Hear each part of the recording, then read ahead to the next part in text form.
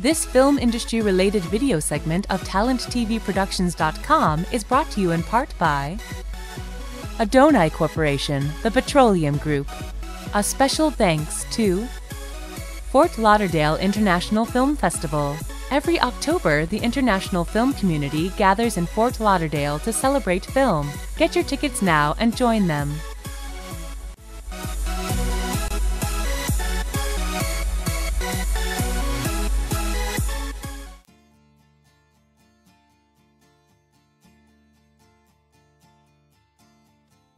Good evening, this is Robert Adanto reporting from Cinema Paradiso, the home of the Fort Lauderdale International Film Festival. I'm Robert Adanto. I'm an actor, director, and producer of City of Memory. I'm an actor, but in this case, I made a documentary about artists whose lives were altered dramatically by 2005's Hurricane Katrina in New Orleans. In 2012, I won an award, the Spirit of Independence Award, for my second documentary, Pearls on the Ocean Floor, which focused on Iranian female artists.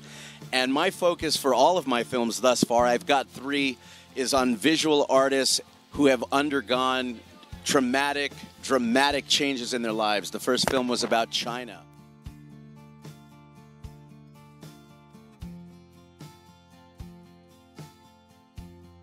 First and foremost, find a story that you're passionate about. One that you believe in, that you want to tell no matter what.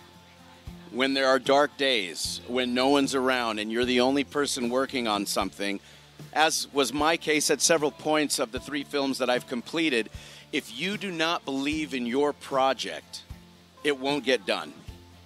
It won't get done. You have to love the project and nurture it. It has to be your baby. It has to be your kid.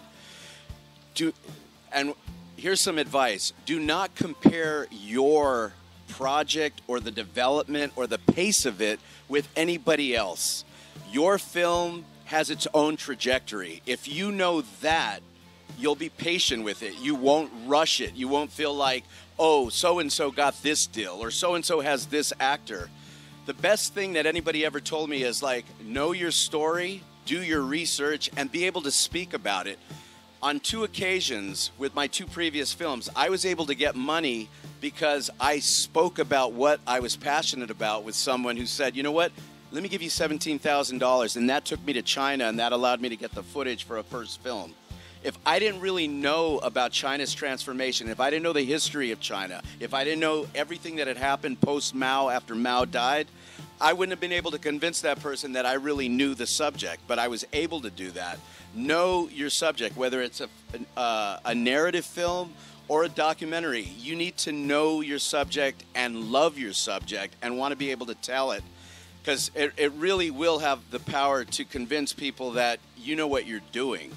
Second, watch all the great documentaries. If you're making documentaries, you should see everything that Errol Morris has ever done. If you don't go see films, you're losing out on current trends, and you're losing out on the great legacy that is the cinematic tradition. You have to know the films that have come before you, because you will meet, when you come to festivals like this, people who love film, who are impassioned, who are older than you, that have seen films. And if you can't speak about those films, you're going to seem like an amateur.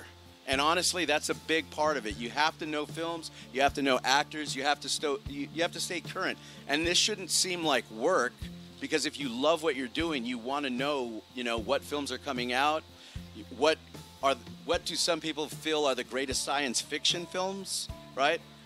Most people that I know what those are. There's certain films that are musts that everybody should see that is serious about film.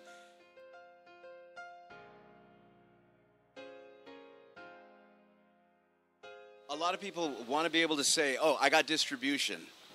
What does distribution mean? Does it mean that they're going to take your film and put it online and you're going to get maybe a fifth of a penny for every time it streams? Because that's what some of those deals are. I've rejected 2 distribution deals, right? I'm not going to name the companies, but they didn't have a place for my films. My films have niches. I'm able to sell and individually sell my films for $250 for each DVD, because I have leading actors leading artists from all over the world that are in my films, and I sell them to universities. I've screened my film at the Smithsonian Institution, the Boston MFA, at LACMA, the Hammer. There are other avenues other than, say, festivals or out on TV. There are people who, if your film is interesting, if your film is a human rights film, if you have a certain niche audience, there are ways to get it out and really travel the world. I've been lucky enough to show films in Germany, in Hong Kong, in Russia, because my films have traveled with art exhibitions. But that's my case. It's not the case for every film, but there are alternatives to what most people think is success. I think there are a lot of definitions for what success is, and for me, if somebody has an interesting comment in a Q&A or has several questions, that's a great thing, because it means to me that they're interested in the subject and they're probably going to want to learn more about it. And largely, I don't think my films are the answer. Like, I've made a film about Hurricane Katrina. There are a lot of other films about Hurricane Katrina that try to answer those big questions. I'm more interested in human resilience, how people continue to use art to make meaning, to find meaning in their lives. All these artists who were touched by this great tragedy said, if I didn't have art, if I didn't have my photography, I wouldn't know how to deal with what happened in New Orleans.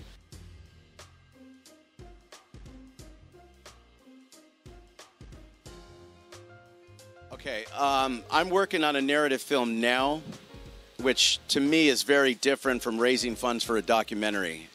In the 3 films that I've been able to raise money for, I've shot a little, made a nice 7-8 minute clip, and was able to show it to the right people. The first time, it was before Indiegogo existed. That was for the China film, but I shot some interviews with think tank people and historians in DC and New York and put it together, showed it to a class I was teaching in Santa Monica, and a kid went home and told his father.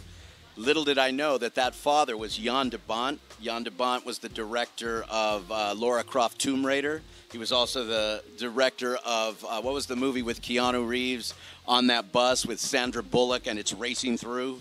Speed. He was the director of Speed.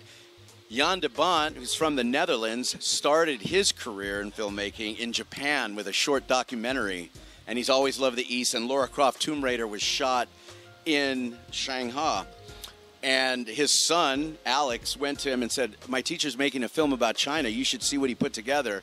He invited me over. I got to show him that. And he was the man that gave me $17,000, which took me to China. So you never know what's going to come. Research, as I said earlier, know your topic.